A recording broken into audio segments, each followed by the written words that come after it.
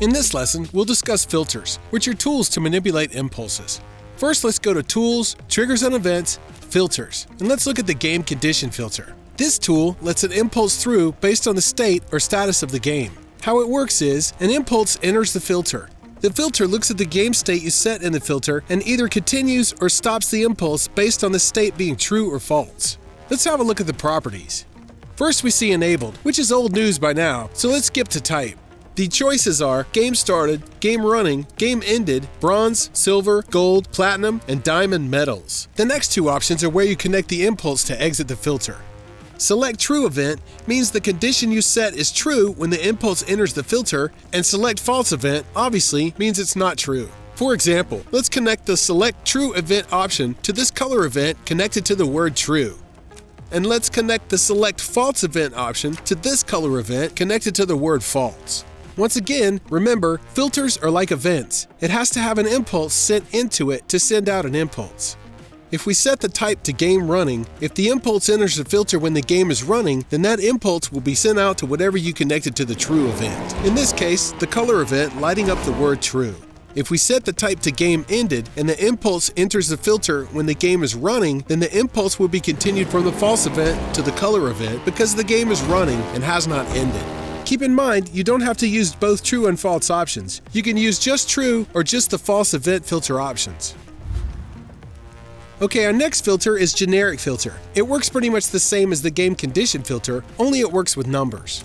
Let's open it up and check out the properties. The first option we need to look at is Operation. This determines how the filter will compare the two values you set below in comparison value 1 and value 2. The options are equals, not equals, greater, less, greater equals, and less equals. In comparison values, often one of the values will be set to a number you select here, and the other one will be connected to a data source. Both can be connected to data sources, but if both are set here manually, the results will be exactly the same every time. Just like the Game Condition filter, an impulse must be sent in for the impulse to be sent out through the true or false events based on the numeric conditions you selected.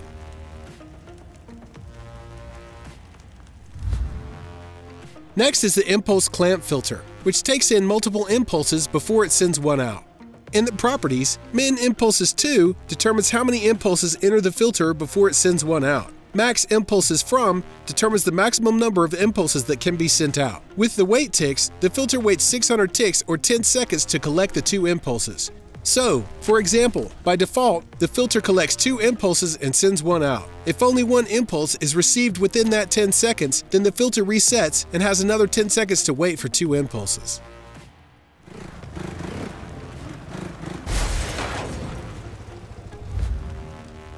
The next filter is one you will use a lot. This is the Impulse Delay filter. This one simply holds an impulse for a set amount of time until passing it along to the next event or filter. In the properties, the only option is Delay Ticks. Here is where you set the amount of delay ticks you want the filter to wait until the impulse is sent back out.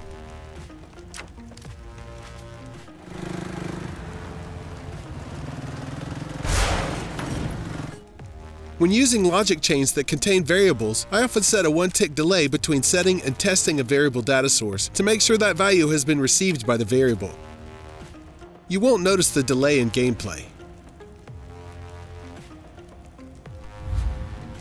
Next is the Impulse Splitter. It takes in one impulse and sends out multiple impulses. The only option in properties here is Select Event Filter, where you can connect up to 8 different events or filters.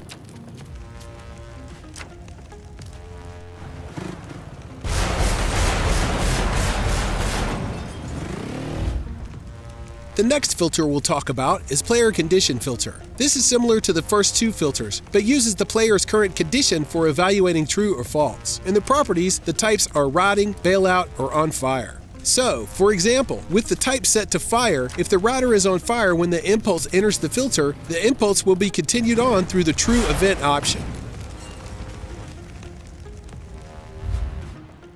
The last filter we'll take a look at is the Switch filter. This filter could send out impulses to different targets based on the value of a comparison number, not just true or false. Let's open up the properties. So basically, what this does is it sends out an impulse based on the case value equaling the comparison value. First is the comparison value. This is the value the tool will compare each case to. Your comparison value will most likely be set to a data source. If it's set manually, then only one case will ever be true. Now, let's set up our case events. Case value is the value you set to be tested against the comparison value. If they are equal, then an impulse is sent through that corresponding case event filter target. Keep in mind, the case values you set do not have to be the numbers 1 through 4. Case 1 through 4 is just for organizational purposes. For example, if the comparison value will be any number between 5 and 9, then here on case 1 value, if the comparison value equals 5, then we will send an impulse out of the case 1 event filter target. Here on 2, if it equals 6, then it will send an impulse out here. Here on 3, if it equals 7, then it will send an impulse out here. And here on 4, if it equals 8, it will send an impulse out here. Now we don't have a case if it equals 9, so we can set up more case values through another switch filter and chain these filters together by connecting them through the default event filter target.